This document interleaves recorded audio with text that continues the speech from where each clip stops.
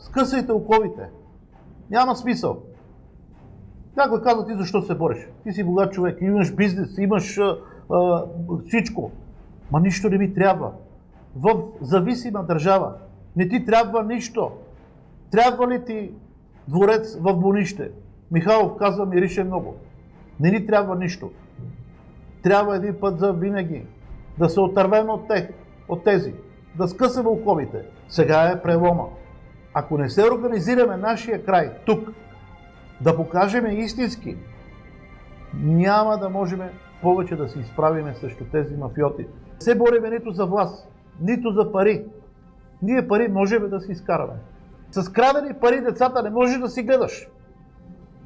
Защото тези хора, те не са научили на труд, да работи ръка, да може да работи, да допринася, да си плаща данъците в България.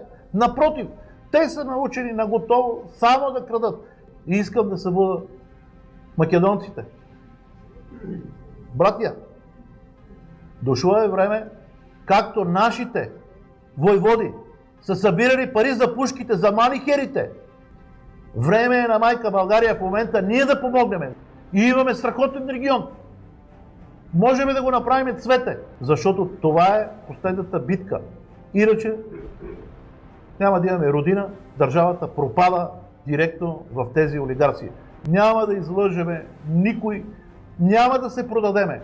Няма да се продадеме, няма да дадем родината назад и крачка назад. Направете го и вие. Благодаря ви.